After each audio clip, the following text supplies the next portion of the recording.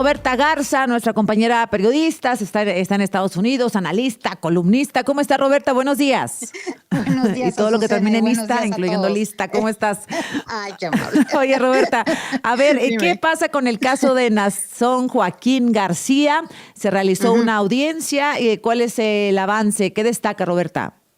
Efectivamente, ayer lunes se realizó una audiencia ante la jueza Loretta Preska en la Corte Sur de Nueva York. Y es la primera vez que se encontraron juntos Joram, Nazón Joaquín y Eva García de Joaquín, los tres acusados que están presos.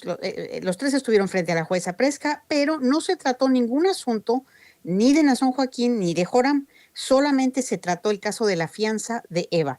La jueza incluso los disculpó, les dijo, pues no, aquí no, los abogados y los fiscales se pusieron de acuerdo que no vamos a tratar nada de Nazón ni de Joram, pueden ustedes retirarse, y no quisieron quedarse, pidieron permiso para quedarse con ella y se los concedieron.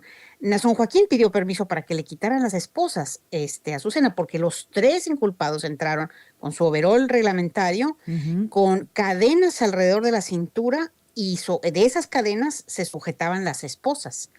Y no, a ninguno no se lo concedieron. La jueza le preguntó al alguacil, ¿podemos quitar las esposas? Y dijeron, no, no es protocolo, debe quedarse. Pues entonces se queda. Y bueno, y se quedaron ahí todos con todo y esposas. Y se trató el caso de la fianza de Eva. La abogada defensora de Eva, Priya Chaudhry, empezó a glosar.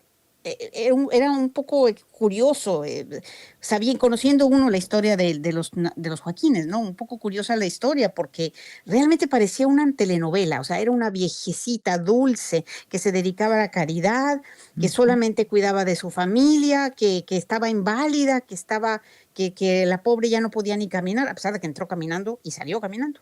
Pero bueno, que estaba mal, que sí, exacto. Y en fin, la pintó como esta, no sé, Una como viejecita, Sara una García, abuelita, ¿no? ajá. Como Sarita García, haz de cuenta.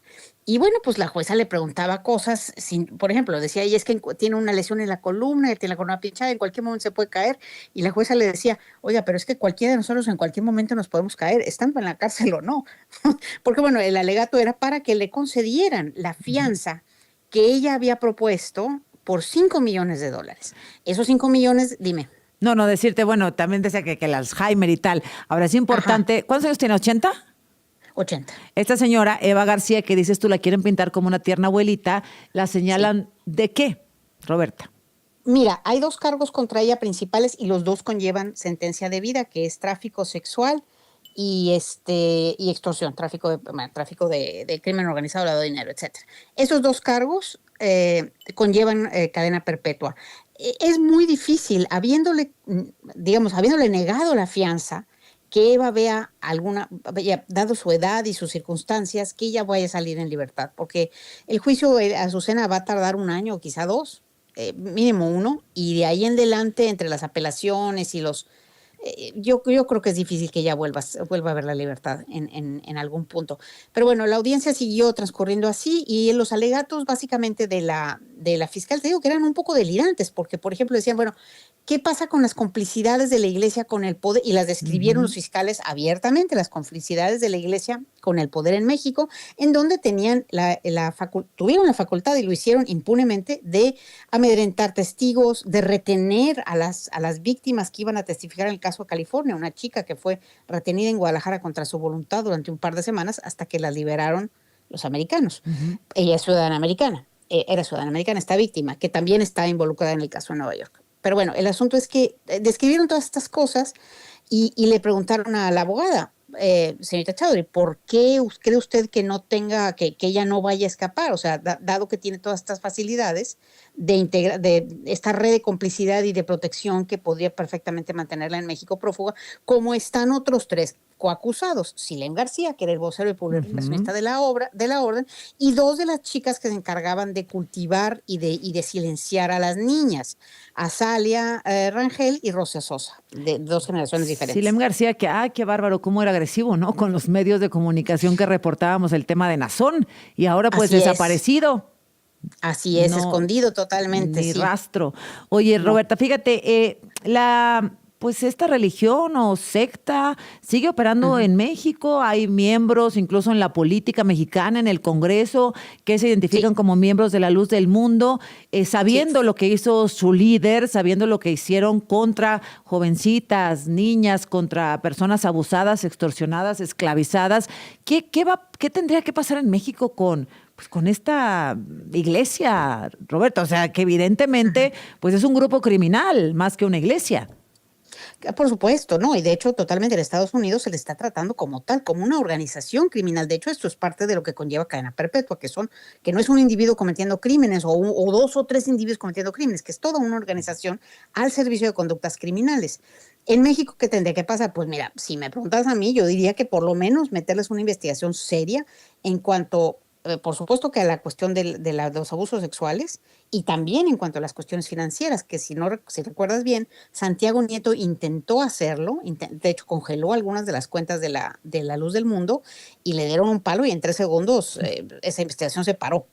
Pero eso es lo que mínimamente eso tendría que suceder. Ahora, sabemos que no va a suceder. ¿Por qué? Porque la iglesia está muy alineada con el régimen que está ahorita en el poder en Ujú. México. Entonces, eso nunca va a suceder. Bueno, veíamos, Siempre va a estar protegido. recordando aquellos tiempos, Roberta, del homenaje en Bellas Artes, por ejemplo, Claro, claro, ¿no? imagínate. Ahora, a mí me llamó la atención, Azucena, ayer, porque, insisto, fue la primera audiencia en donde presentaron a Eva Ujú. físicamente en el juzgado y donde estaban, además, bueno, estaban a Son y todo.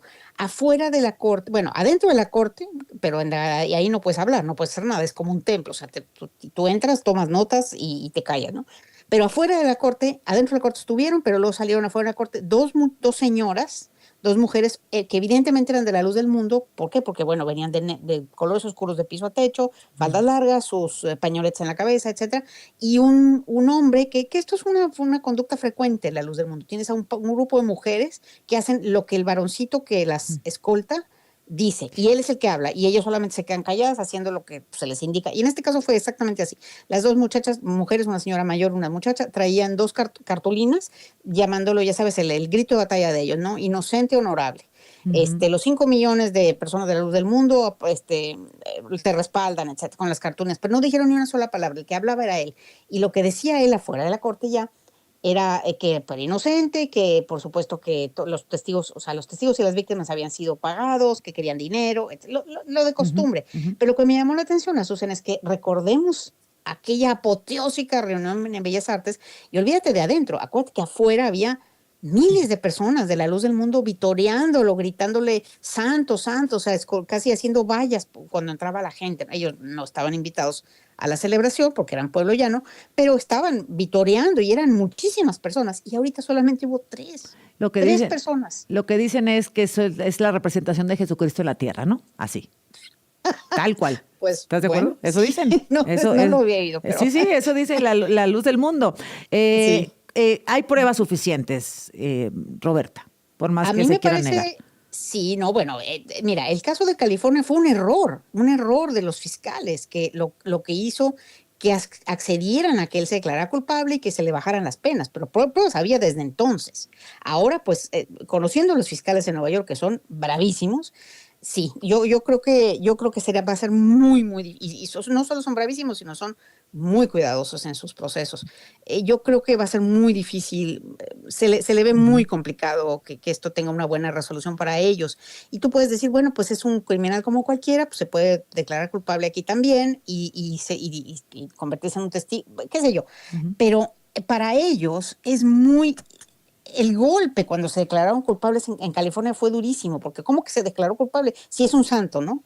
Pero bueno, digamos, lo giraron diciendo que se declaró culpable para proteger a la iglesia, pero una segunda vez ya no funcionaría tanto. O sea, realmente el daño al espíritu, a la cultura de la iglesia sería mayúsculo, sobre todo que en este caso las pruebas se van a hacer públicas porque sí va a llegar a juicio. Y si no llega a Ujú, sí. juicio, imagínate lo que significa que él se declare culpable de todos los cargos, ¿no? Que en este Eh, caso sí son graves. Roberta, gracias como siempre. Qué gusto Gracias, escucharte, Roberta Azucena. Garza. Saludos Gracias, a todos. gracias. Regresamos.